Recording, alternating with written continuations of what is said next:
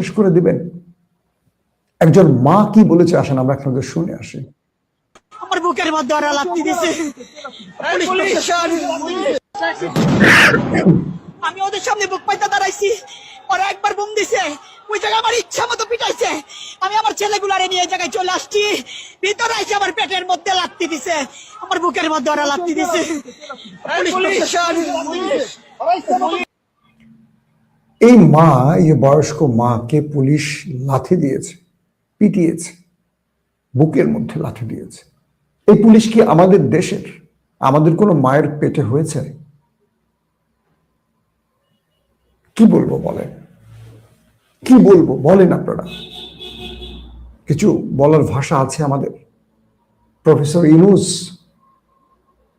আপনার বিরুদ্ধে কথা বললে ফেসবুক ইউটিউব বন্ধ করে দেন, হাসিনাও বন্ধ করেন, আপনি বন্ধ করেন। আপনি তো এর চেয়ে বড় স্বৈরাচার হয়ে যাচ্ছেন, আমি দেখতে পাচ্ছি। এই রাষ্ট্রটাকে আপনি কোথায় নিতে চান? নির্বাচন বানচাল করতে চায় কেউ কেউ মনে হচ্ছে। এই আন্দোলনকে আপনি আজকে পুলিশের গুলির বিনিময় নতুন একটা রূপে দিতে চাচ্ছেন, অথবা আপনার ভেতরে কেউ করছে, আপনি হয়তো বুঝতে পারছেন না।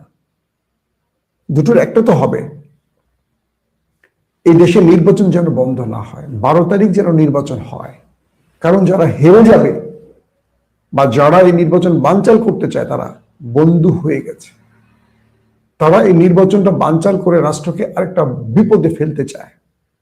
হাসিনার সেই ফ্যাসিস্ট রেজিমের দোসররা যারা ক্যান্টনমেন্টে আছে, পুলিশে আছে, বিজিবিতে আছে, র্যাবে আছে, আমলাতন্ত্রে আছে, রাষ্ট্রের গুরুত্বপূর্ণ পদে ঘাপটি মেরে আছে, তারা নির্বাচন বন্ধ করতে চায়, বানচাল করতে চায়। অস্ত্র আসছে প্রতিবেশী দেশ থেকে এই দেশে, আর রাষ্ট্র ব্যস্ত আছে কি নিয়ে? হাদির বিচারটা তো করলেন না আপনারা। হাদির অপরাধী এখন কনফার্ম না কোথায় আছে? এটা নেপথ্যে থেকে একজন ব্যক্তি গুলি করে চলে গেল, নাকি পেছনে কেউ আছে? এই রাষ্ট্র কোনো ব্যবস্থা করতে পেরেছে? ঠিক আমাদের সাগরুনির মতো।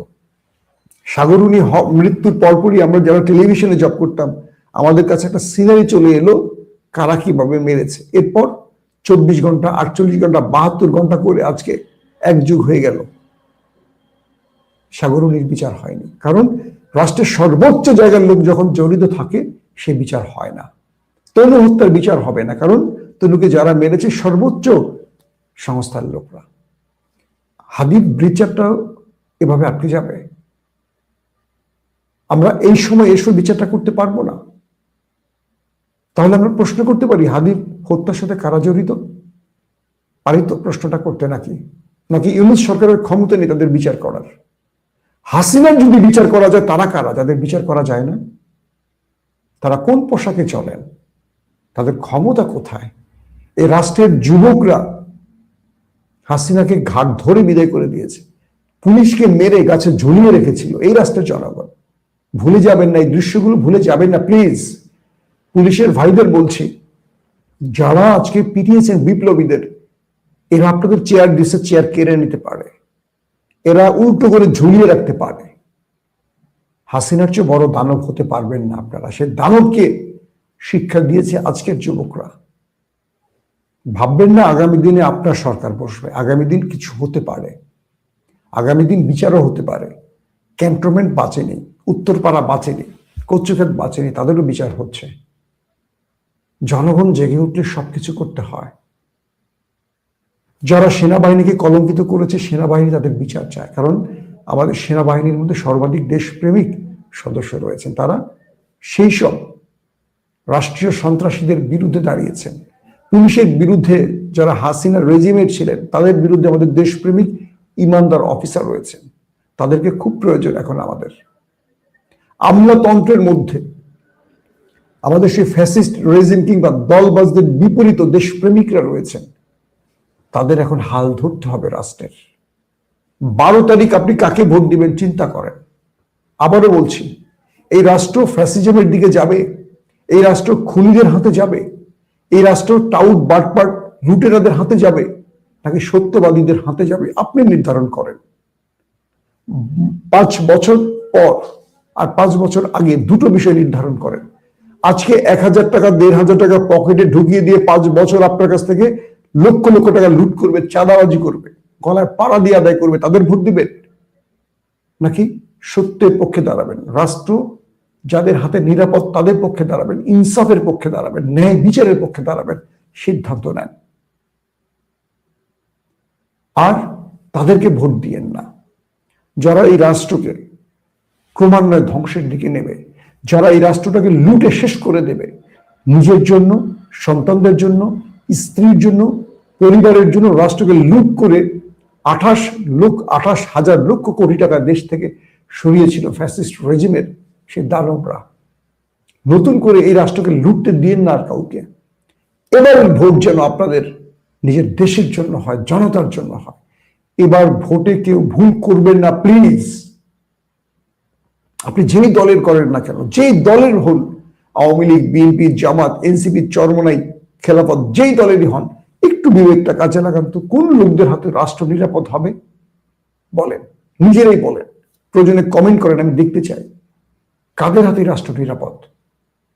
যারা আল্লাহকে ভয় করে, যারা আল্লাহর কাছে হাসরের ময়দানে নিজেকে অপরাধী হিসেবে দাঁড় করাতে চায় না, যারা ইমানদার, যারা ইনসাফ প্রতিষ্ঠা করতে পারবে, যারা ন্যায় বিচার করতে পারবে, যারা ক্ষমতায় আসার আগেই এই রাষ্ট্রে নিজেকে সত্যবাদী, ইমানদার, ন্যায়পরায়ণ হিসেবে প্রমাণ করতে পেরেছে, তারাই তো আগামী রাষ্ট্রটাকে সুন্দরভাবে পরিচালনা করতে পারবে। নাকি যারা ক্ষমতা বসার আগেই লুটপাট, দখলদারিত্ব চালিয়েছে, পুরো দেশে চাঁদাবাজি করেছে, তারা রাষ্ট্রকে সঠিক পথে নেবে? বলেন আপনারা, উত্তর খুঁজতে থাকেন। আবারও বলছি, এই রাষ্ট্রকে ধ্বংস হতে দিয়েন না।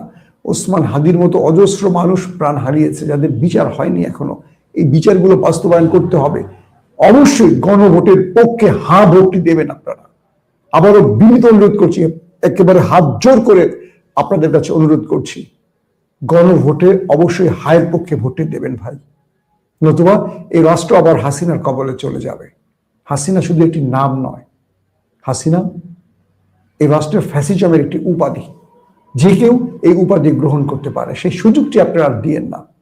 রাষ্ট্রটাকে রক্ষায় চলেন আমরা আবার ঐক্যবদ্ধ হই। আমরা সকল দুর্নীতির বিরুদ্ধে না বলি, অপশাসনের বিরুদ্ধে না বলি, আমরা সন্ত্রাসীদের না বলি, চাঁদাবাজদের না বলি, একটা ইনসাফের বাংলাদেশের পক্ষে হা বলি। শরীফ ওসমান হাদির বিচার চাই, এবং যেই পুলিশরা আমার ভাইদের পিটিয়েছে, গুলি করেছে, আমার মা বোনদের আঘাত করেছে, নির্যাতন করেছে, তাদের বিচার চাই। যদি ইন্টারিম তাদের বিচার না করে, আমরা ইন্টারিমের বিচার চাইবো আগামী দিনে ইনশাআল্লাহ। প্রত্যেকে ভালো থাকবেন।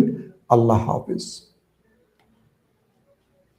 ওপেন দাইস মানে সত্যকে সত্য বলা, মিথ্যেকে মিথ্যে বলা। আমরা শোনা কথা নয়, চোখে যা দেখি তাই বলি।